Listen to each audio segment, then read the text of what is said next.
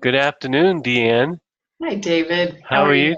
I'm fine. Nice to have you join us Thank you. today Thanks for on having our me. call on our Facebook group called Authentic Intimacy for Married Women.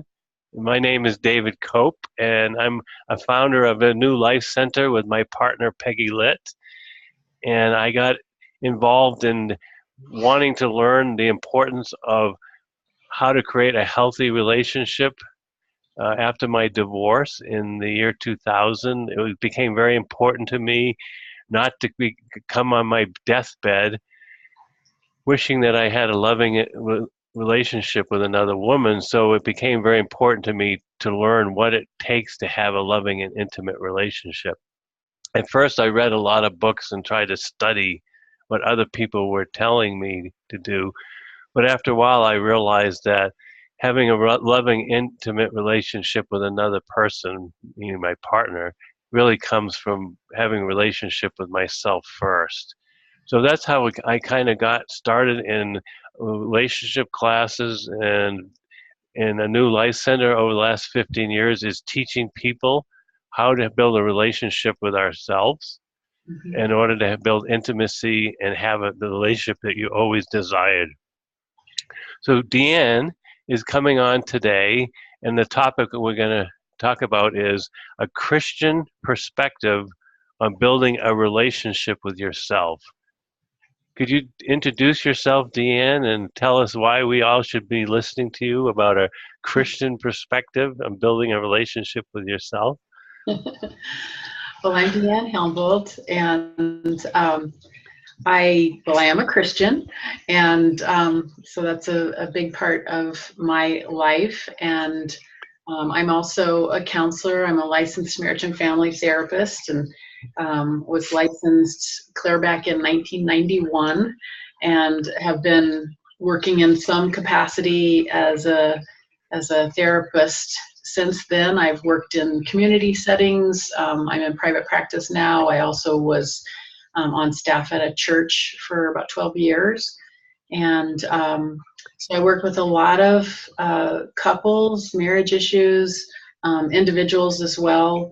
And along with counseling, I also do spiritual direction. And what does that mean, spiritual direction?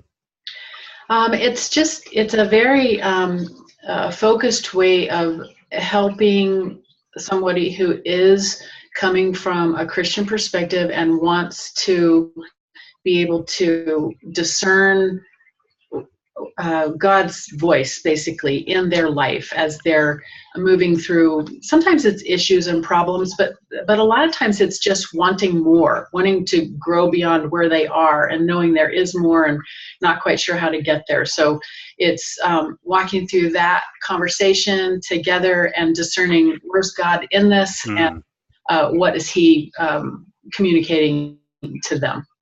And to talk about the 12 years that what did you say you did for 12 years in a church? Yeah, I was on staff at a large church, and my position was called Director of Soul Care. And essentially, it was a position that it addressed basically any felt need. If somebody in the church or in the community came and had something that they were struggling with, needed support, anywhere from counseling to weddings, funerals, hospital visits, and everything in between. That was my area of ministry to administrate, and so I had people, volunteers from the church who would minister in that capacity, and then I kind of supported them in that. Great. Yeah. So, how did we meet, Diane? And how long have we known each other? You know, has it been almost 5 years? Yeah. Yeah, that's just weird. We met accidentally. I have said it was definitely a divine appointment Nobody's because ever said that about meeting me before. Thank you. well, it was only God that could have brought me to you, David. Okay. um, I had a colleague who had just mentioned that you were doing a grief seminar, sort of an introduction to what you were doing at the time. Mm-hmm. And that was in Fort Collins. So it was free, so I decided to go. And the more I heard what you and Peggy were doing, and just how you were describing your work through grief, it resonated with me. And honestly, it's been so long now, I can't even tell you exactly what that would have been. I just knew as you were talking, it was like, I so resonate with this. This agrees with where I would come from. And Mm-hmm. so I was intrigued and wanted to find out more. Great. Thank you. So one of the things that Deanne and I work together with is how to reconcile her Christian beliefs and the work that I was teaching.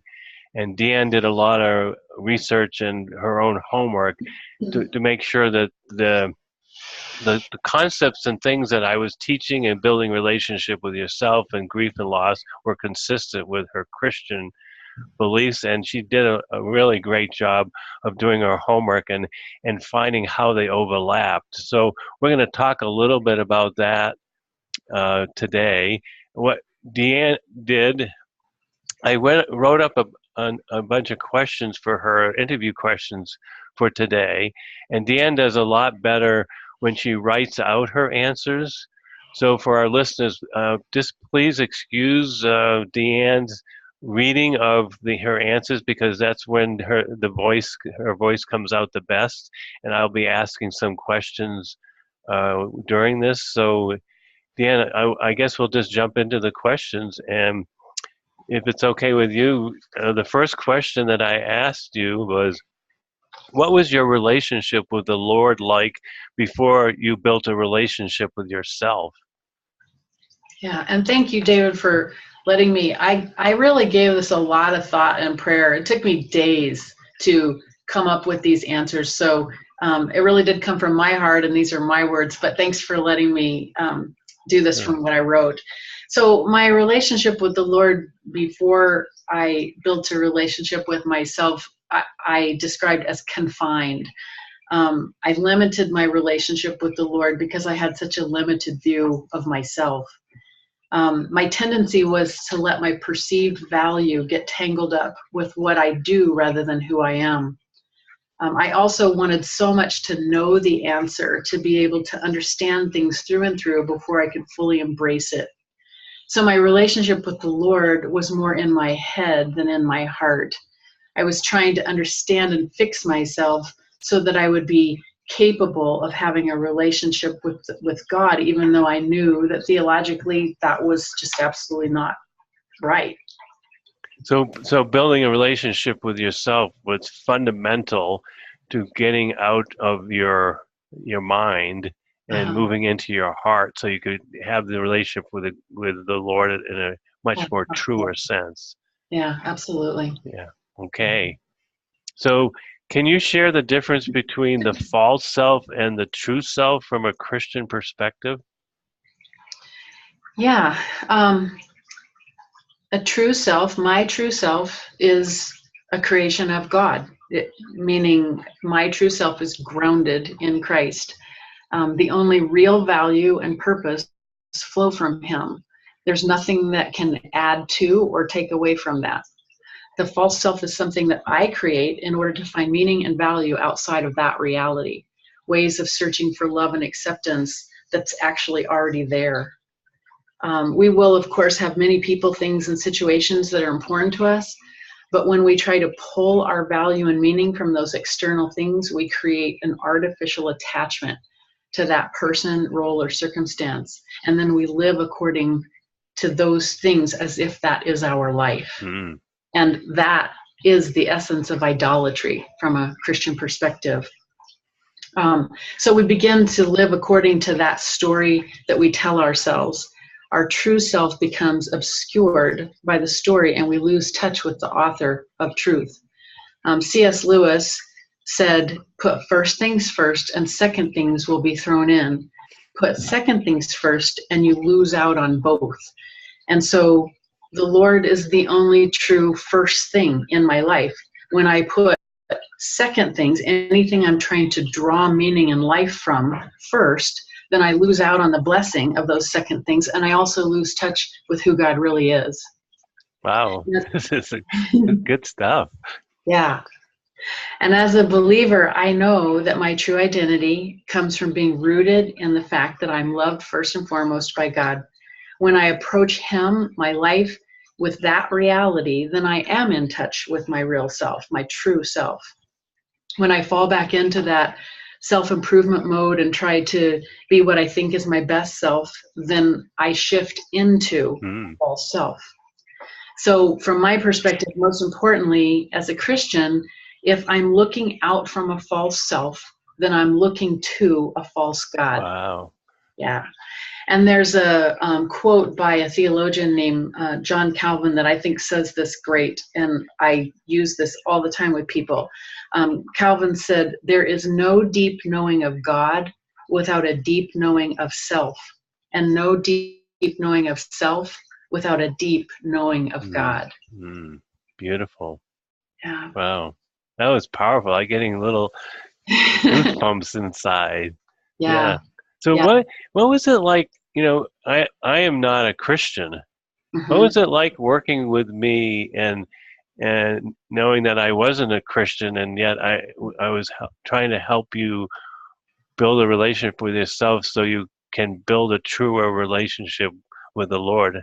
Did you have a challenge, or how did we connect in such a way that we were able to do this together? Um, well, I think, first of all, because I really did resonate with what you were teaching, Mm-hmm. and I knew that even though you aren't a Christian, I mean, God uses Mm. uh, anything and anyone to bring across truth. And so, as I resonated with truth, that was easy to connect with you on. And also, I just always felt that you respected where I was coming from, and were always encouraging of me, making sure that I was really coming from a place that was true for me. Mm. And so, a lot of my search came from, like you said, I would come back to sources that I knew, Mm. authors or resources that had really that really spoke truth to me. And there's a book in particular called The Gift of Being Yourself. Um, wow, and I just blanked out on the author. But anyway, this book, as I had read it many years ago, and Yeah, the I more I remember. to you, it was like I have heard this couched in a different. So anyway, I dug that book out, and in fact, I gave you a copy of that book because I said, "Here, David, this is what you're teaching from a Christian perspective." Yeah. So Yeah. It was a pleasure to share that with you, yes, and thank you very much. So yeah. the next question we have down is, what was the process you used that allowed you to open your heart to the Lord and build a relationship with yourself? Okay, yeah. And I've done a lot of personal work over the years that really required me to open my heart and my mind, so that I really could recognize my own false self and the patterns that nurtured that. So in that personal work, I've had to let go of false identities, and sit through the discomfort of waiting to recognize and step into my true self. And that is still very much a work in progress. Can you read that back again? That last sentence? Yeah, that I've had to let go of a lot of false identities and then sit through the discomfort of waiting to really recognize and step into my true self. And you said that's a work in progress. What does that mean? It's very much a work in progress. I don't think any of our personal work within this work or anything that I would work on from a biblical or a religious or church perspective, it's never done because we're Mm. never done growing. So the Yeah. more we learn, the more we learn that we need to learn Yeah, about that's right. ourselves. That's right. Yeah, Then we know we're really learning because exactly. then we know there's always more. Yeah, Right. good for Yeah. you. Yeah. So one of the things that that I came to was that I felt a real conviction to pull back from the voices and teachers that are constantly putting out ideas and perspectives for us to latch on to and learn from. And for me, that even meant setting aside my Bible for quite some time, and I chose to let my heart settle and be quiet for the purpose of being open to the unhindered presence of the Lord, to experience Him without any preconceived perspective or to get a lesson from it, which is Mm. what I usually did.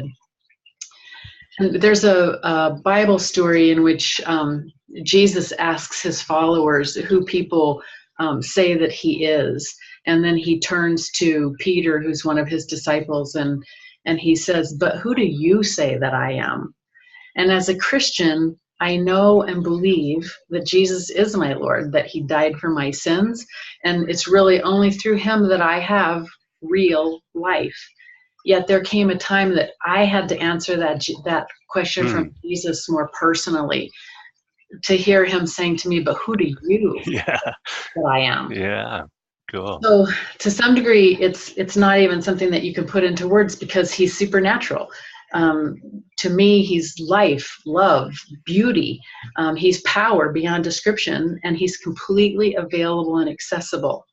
But I had to know that from my true self.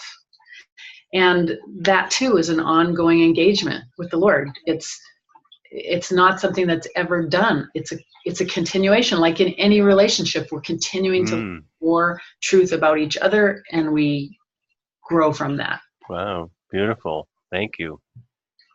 Can you explain the concept of surrender and how it is so important to truly open your heart to the Lord? Yeah. There's a well-known scripture, it's one of my favorites, that says, "Be still," or "cease striving and know that I am God."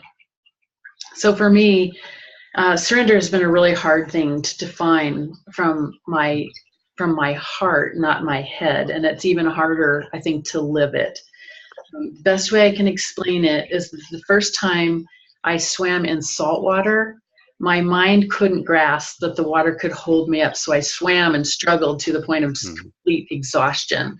Um, and eventually I stopped flailing and just gave up and realized I'm not going to sink. The water is going to hold me.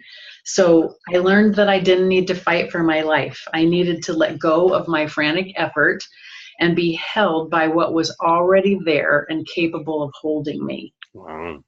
So for me, that's the picture of when I get still and I cease striving, then I can know God's presence and truly surrender to that. So when as you're sharing this, Deanne, there's a deep sense that this is actually coming from your experiential awareness and not some jargon that you keep repeating back. I know early when we started working, I kept pushing you to differentiate between saying words from your mind and things that you've always said 100 times and actually knowing them from your heart and having the experiential awareness of this as your truth. And I can really feel the difference in it today. Can you share a little bit of how that comes about, or how does it feel from you differently from just spouting out all these things that you just have more like jargon rather than being from your heart and your truth? What's that feel like? Um, I think it's a matter of being able to know my truth from a more natural Mhm. place. Um, in your in your work in the center, you talk a lot about having an open heart, and that could just be a perspective from a mind. Just Mhm. open your heart and feel what you need to feel or whatever. But that was something that I really struggled with. Mm-hmm. I still struggle with at times. I can feel myself, closing it back up. So this may feel like an overstatement, but I don't think it is.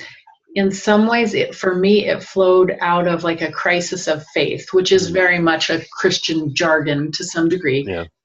But that's I what it remember was. that. And I Mm-hmm. wanted to get beyond that, so I was willing to have that crisis of faith to Mm-hmm. know I am truly coming from where I am. Wow, that was beautiful. Thank you. I'm realizing as we're doing this interview, I'm reading it as you're reading it, so I'm not looking ahead. So please excuse me from not looking at you. So, Okay, I'm not looking at you either. how are you experiencing yourself now in the relationship you have with the Lord? I think that I experience myself as held in my relationship with the Lord. I know that I don't need to keep struggling to try to keep myself afloat. I don't have to have all the right answers or perform anything. There are moments that I am fully present to where I am and what I'm doing and the beauty of that. And that's really what my relationship with the Lord is like now. I'm not wishing that I was somewhere else or that I was someone else. Wow. And when I was contemplating these answers to your questions, this was really, these were deep questions for me. And so when I say that there really are moments that I am fully present with the Lord, I do mean moments, because I don't think that it's a static place of communion with God. It is an ongoing relationship. We experience the ups and downs, and sometimes a sense of nothingness even there. But there is a foundation of my relationship with the Lord that I know can't be moved. But I also know that what I've built on it is still being transformed. What I built on it is still being transformed. So I've been practicing those false identities all my life, and it's really easy to default back to those old patterns. But the thing that was fun for me, even in this exercise, was knowing it's not as easy as it used to be to default back to those old. Yes. Beautiful. Yeah. What was your marriage like before you took the relationship course? Okay. So you're a licensed marriage licensed marriage and family therapist counselor, and you took the relationship course that we have at a New Life Center. What was your marriage like before you took the course, and why, as a marriage and licensed counselor, did you take a course in relationship? Why I took the course is I had a relationship with you, and you told me about it, and because it was you and the group that you work with, I was intrigued, and I just wanted to know. And at this point in my life too, because I have letters behind my name does not mean, well, I know it all. So I knew that there would be something for me in that. Oh, good for you. So what was your marriage like before you took the relationship course? So I would say that there were not blatant issues that from the outside looking in would appear that I had had an unhealthy marriage. We just kind of lived a parallel existence, because for so long I found my identity in what I did and who I was associated with. And in that, just let myself kind of drift away from my husband. My perception was that he didn't meet my expectations, that I had to be supported emotionally, spiritually, physically. So I kind of lived beside him rather than really with him. And I recognized really through this work that I had a lot of anger brewing under the surface in recent years that was spilling over. I was very touchy and always kind of on the verge of blowing up. And if Dan was here, he would probably say, from his perspective, it was probably one great big danger, keep outside. Isn't it nice to be honest, to see things for what they really are rather than the stories that we want to tell her? So, Yeah. and it's so cute you're saying that with a big smile on your face. Yeah. Well, thank goodness the sign's taken down. So Yeah, that's great. So how long have you been married? 30 years, it'll be 31 in a couple of months. Oh, that's exciting. And Yeah. how did the relationship course support you in your relationship? In a lot of ways. The biggest impact of the class was the consistent challenge of seeing myself accurately, really owning that external circumstances can't control or define me. So I was left with having to see me. I was confronted with the truth that it wasn't circumstances in my life with Dan that made me unhappy. It wasn't how I served or interacted with the body of Christ that would bring my fulfillment. It's not my health or physical condition that will bring me a sense of well-being. It all starts and stops in and with me. I'm the common denominator. I've learned and accepted this at a deeper level, and because of that, I'm more accepting of myself. I'm more at peace with my life in general, and there's just an ease now between me and my husband. Mm-hmm. And as a counselor, this is interesting how, again, the course brought things up that I knew were true, but was not necessarily living it for myself. Mm-hmm. And so for years as a counselor, I've said many times with somebody sitting across from me, I don't want to hear what he or she said or what he or she did. I want you to look at your own self and see, what does God want you to see about you? Yeah. And I've probably said that hundreds of times over the years. But during this relationship course, I felt very convicted by my own words to follow my own advice. And in that regard, and by doing that, I've been able to also see Dan, my husband, and appreciate him for who he really is. I see how hard he works.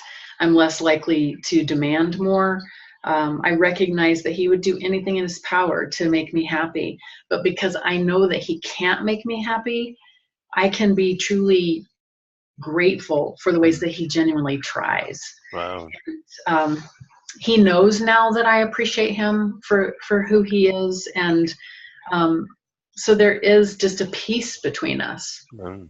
And that too is we're in process. We have, we talk openly and talk about hard things and talk about things that we know we're not where we want to be or where we feel like we should be at this point in our relationship. But just even having that awareness it has been a real good thing for us. Would you say your husband Dan is what we call a good man? Very much so. And what does that mean to you now that you've taken this relationship class? It just means that, at a core level, his intent is good. It doesn't mean that he's perfect. It doesn't mean that he'll always do things right. None of us will. But that his intent is good, that his heart is for me. Yeah. His heart is for our marriage. Yeah. Thank you, Deanne. Can you share what you learned about back doors and your commitment to stay married because of your religious beliefs? Yes, I can. And this took me a really long time to get here. A back door is any way that you're not all in. So I've had to acknowledge to myself the ways that I wasn't all in my relationship with Dan, with God, and even with myself. And as a Christian, I do believe marriage isn't simply a contract or legality. It's a covenant with God as the foundation. So that just means we won't necessarily view our relationship as easily disposable, that we will honor God by honoring our vows with each other, that divorce isn't something that we'd quickly jump to or consider as a bargaining chip. And I say this as this isn't a religious perspective as do this in order to be a good Christian. Right. It's really the belief that if God is in this relationship, with us, then he has a way for us through it. Beautiful. So I had to put aside my own agenda and open my heart to the bigger picture, which does include honoring God in that relationship. Hmm. I had to look at the ways that I wasn't committed to my marriage. And it didn't mean that I was actively seeking to leave it, but I wasn't actively seeking to live in it. That's beautiful. Can you say that again? That was really good. Yeah, that I wasn't actively seeking to leave my marriage, but I had to admit that I wasn't actively seeking to really live in it. Yeah, beautiful. Yeah. There's a big difference, isn't there? Yeah. There's a huge difference. Yeah. Yeah. So I realized that if I'm not committed to myself, I can't be fully committed to my marriage or to the Lord for that matter. And that to me is a backdoor. Yeah. It was interesting when we worked together, Deanne, helping you see your back door in your marriage. What we ended up using is, how do you have a back door in your relationship with the Lord? Yeah. And that was much easier for you to see that. And then you were able to translate your back doors with the Lord into your marriage. Anything you want to share about that? Just that, yeah, that was some hard work for me. I had a lot of resistance to seeing it. Yeah. And, but there was enough, I guess, honesty in my relationship with the Lord that I knew that I wasn't all in, that there Yeah. were ways that I was not all in. And so that did help me to be able to look at my marriage and realize it's okay to admit that I'm not all in. It doesn't mean that I was just going to throw it away Yeah. and that it meant nothing to me. Yeah. Beautiful. Thank you. Yeah. What is your marriage like now after taking the relationship course? I would describe my marriage as solid, as in it's not flimsy. Hmm. There's a new substance to our relationship. We spend more time together. We work together, building things literally and figuratively. We play together and have fun together, which it had been a long time since we had really laughed and just had time that it was easy and fun, and we have that now. So, and again, I keep saying this, but it's a work in progress. Sure. But it flows more naturally now. And what advice would you like to give the women that are listening today? I would say that we live in a culture that will almost always validate our being a victim to someone or something. And that giving over our power like that always starts with a thought which we have control over. So my advice would include a scriptural truth that some people might recognize, to not continue to conform to the patterns of this world, but be transformed by the renewing of your mind so that you can know God's will. So with that focus in mind, I'd say stop looking outside of yourself for your happiness or someone to blame your misery on. It doesn't mean that really hard things don't happen to us, because they do. But we always have a choice in what we're going to do with that. So if we stop conforming to the cultural norms and choose to change our mind, to do our own personal work that needs to be done, then we can experience real healing and transformation. And the result will be a greater clarity in what God is saying to you, what he's maybe leading you as far from his perspective. So my advice ultimately would be to look at your own self and see what God is saying to you about you. Beautiful. Yeah. That was lovely. Thanks. So I guess just in recapping the conversation, why is building a relationship with yourself critical to creating a heartfelt, solid foundation with the Lord? What? Well, I think it's that lesson that there's there would be really no way to know God deeply if you don't know yourself deeply. Mhm. And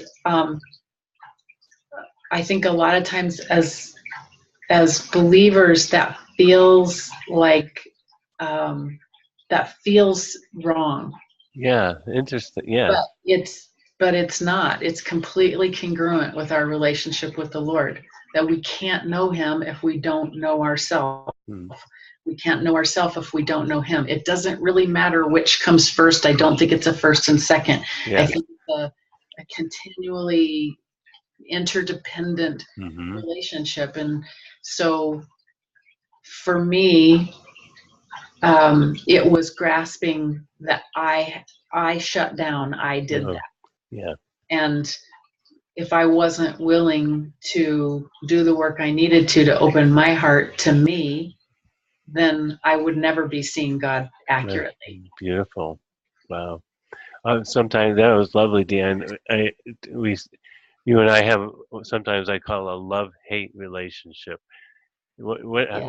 Why does the struggle in our relationship and working together come up? Do you remember why that has been that struggle and resistance?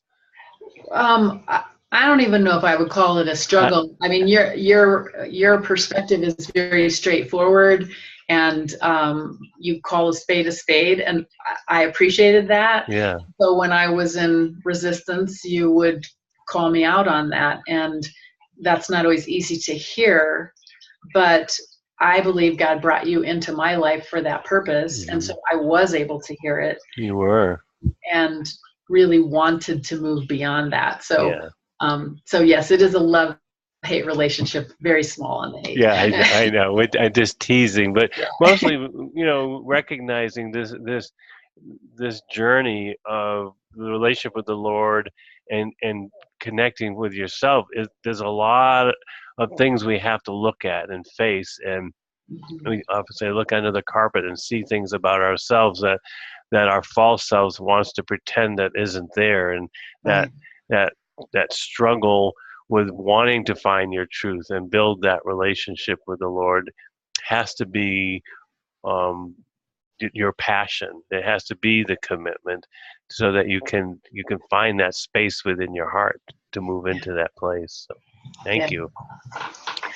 Oh, Uh, thank you so much for doing this, Deanne. This was a lot yeah. of fun, and I Okay. appreciate your time and just want to thank all of our listeners who are listening. And if we can support you in any way and building that relationship with yourself and opening your hearts, we're here to support you in our relationship program, and know that the program can transform you in ways that it's hard to even imagine. As you're sitting there wondering, how do I find my way out or find my way into my marriage and your commitment. So thank you again, Deanne, and uh, have a good evening to all of our listeners, and bye bye. Thanks, David. Okay, bye bye.